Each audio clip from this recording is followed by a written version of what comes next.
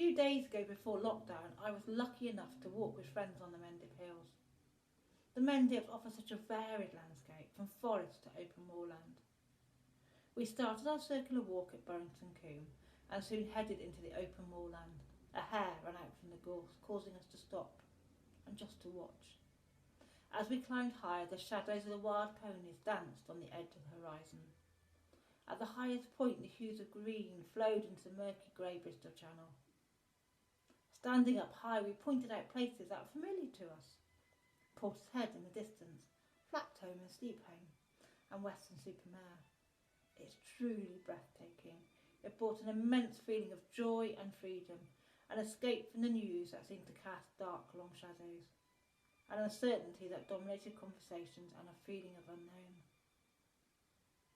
Earthed on the highest point of the Somerset levels, I could feel the presence and space of God.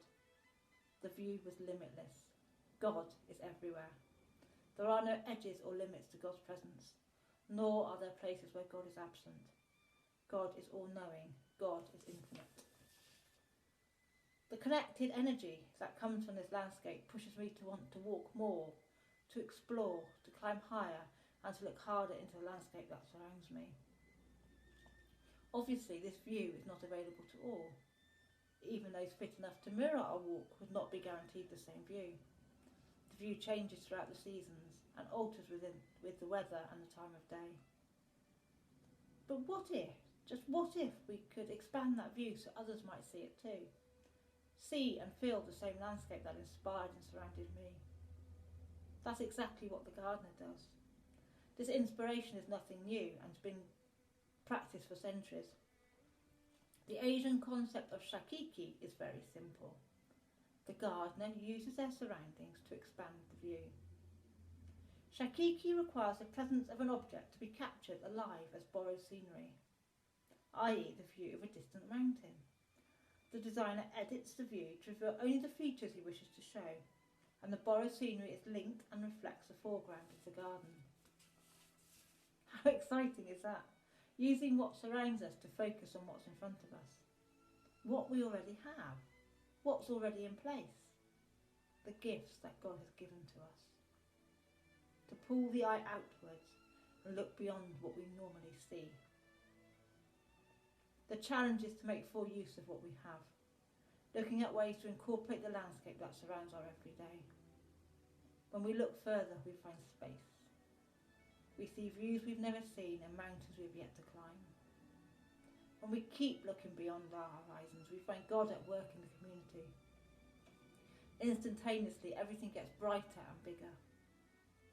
When we expand our landscape, we look beyond our borders and create an infinite space where God makes the impossible possible. It's taking that awesome view that made me smile, taking that view to those who can't climb the hill. When you take the view and share it with God's love, you strengthen our relationship between creation and ourselves and the landscape in which we live. Looking outwardly into the landscape, we expand not only our own horizons, but the horizons of those that we share and live in our community. As a gardener, when I look from my own garden to the distant and adjacent landscape, my garden expands too. We are called to live and love this landscape. We are called to the community in which we live. Called to walk alongside others, to love and serve one another, to be authentic, exciting and embracing. We are called to live in this landscape, to love the community which surrounds us. Called to walk alongside others, to love and serve one another, to be authentic, exciting and embracing. Mark 6:15. And he said to them, "Go into the world and proclaim the gospel to the whole creation."